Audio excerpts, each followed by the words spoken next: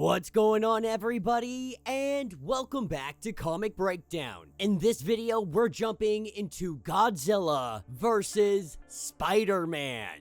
Now, we already saw Hulk vs. Spider-Man. We've seen this going on with Godzilla vs. the Marvel Universe. But now we get to see the 20-story tall kaiju go against one of the most iconic Marvel characters to ever be created. Godzilla is hunting Spider-Man. So, make sure you guys have subscribed to the channel, make sure that you like this video, and with that being said, let's dive into this breakdown. Alright, gang. So we pick up with Spider-Man, just getting back to New York City, having his brand new Venom suit. Now at this point, Peter Parker doesn't understand the symbiote attached to him. He doesn't understand Venom. He doesn't understand what any of this means. He just knows that this suit is really badass. But right now, Peter Parker is fighting against Shocker, your typical Tuesday afternoon for Peter Parker. Getting back into the Big Apple, wasting no time, taking down some goons. And using this new suit, Peter has to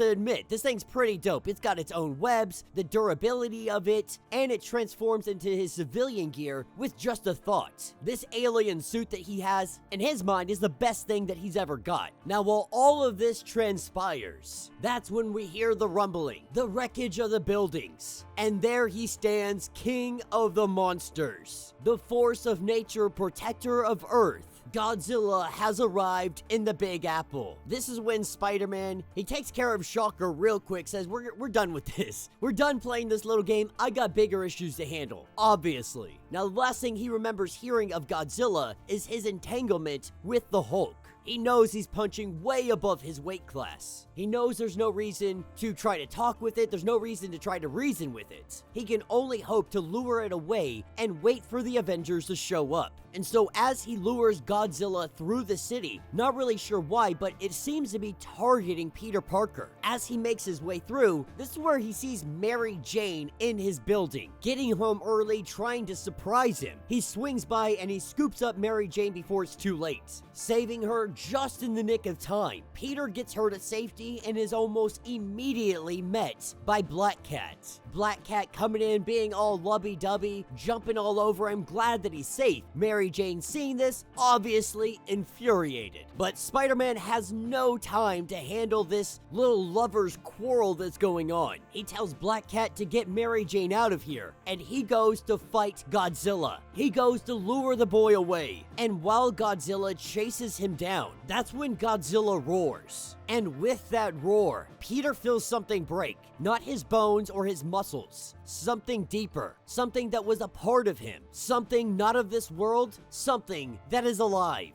You see, Peter never questioned the suit. Now he watches as that suit attaches itself to Godzilla. As it spreads, the suit always responded to his thoughts. He was thinking that he needed help against the big guy. Now he's wondering, is the suit trying to assist him? But all this time he thought about the properties of the suit were due to the alien fabric. It never occurred to him that it could be a living being. He brought an alien to Earth. And now we watch as it bonds to the strongest creature known to mankind. This wordless connection ensuing. It goes from King of the Monsters all the way to the King in Black, the godlike being once tasked by the Celestials to keep balance in the universe. The King of the Monsters has demanded its own instinctive and unspoken. An 80,000-ton surgeon, Godzilla awakens only to excise the Earth of the cancers that plague it. The arrival of the alien symbiote very much required Godzilla's attention. But right now, Godzilla is fighting. He is fighting for control of himself.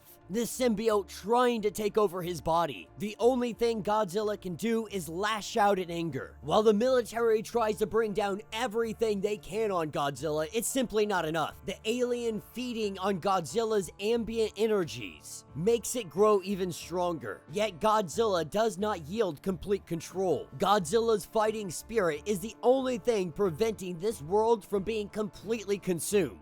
But Spider-Man being able to suit up and grabbing the gauntlets of Shocker. He changes the frequencies, he upgrades them a little bit, and this gives him the opportunity. Recognizing that sound and sonics might work against this symbiote, he thinks this is his only option. And so he comes in, and that's exactly what he does. He hits Godzilla and sees the symbiote begin to fall off of him. He knows that this is working. In the aftermath of this, Peter Parker finds himself falling down to the ground, but Godzilla's hand, it catches him. Godzilla fighting something even bigger right now. He is taking on the symbiote, still maintaining the form of Godzilla. This is a symbiote kaiju versus Godzilla. Now free of the monster, we see Godzilla charge up. He grabs hold of the symbiote's tongue, and he unleashes hell. The blast coming out of Godzilla's mouth, it absolutely vaporizes the symbiote. The day being won,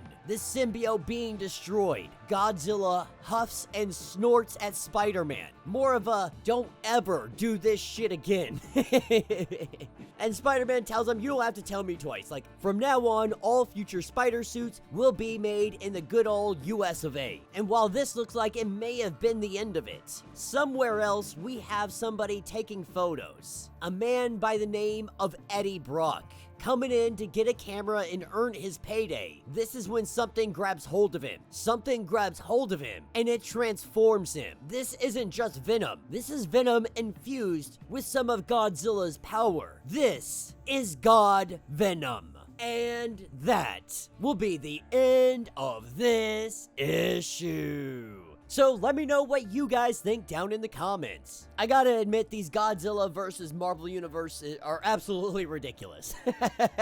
But I think you kind of have to expect them to be ridiculous. When we're talking about the Monsterverse mixing with superheroes, it really creates a convoluted and almost crazy story in itself. I mean, hell, we just got an Eddie Brock who becomes a God Venom variant. That is Godzilla mixed with Venom. That power together, who freaking knows what that might be capable of. But this one was interesting because Godzilla wasn't chasing after anything nefarious. Godzilla was going after an alien symbiote. It gave him a warning signal like, hey, that does not belong here. That's no good for Earth. Godzilla, go take it out. And that's exactly what our boy did. But the fact that it's still alive, how does Godzilla not sense this? Is it because it has some of Godzilla's essence imbued into it, and so it's able to mask itself, it's able to cloak itself from the king of the monsters? I am quite interested to see how that plays out, what that outcome might be, and what happens to God Venom in the future. But let me know what you guys think. Let me know your thoughts. Let me know your theories. If you want to get caught up on everything that is going on with this series, go ahead, check out the link in my description, as well as the top of this video. It is going to get you completely caught up on everything that is going on with this series. If you would like to support the channel, you can always do so by joining the channel membership. Much like Patreon, having multiple different tiers, from $1 to $50, from loyalty badges to comics every single month. Not only are you helping out the channel tremendously, you are also getting tons of perks in the process. Now, if you're unable to do this, do me a favor, subscribe to the channel, like this video, hit that notification bell, and with that being said, until the next breakdown.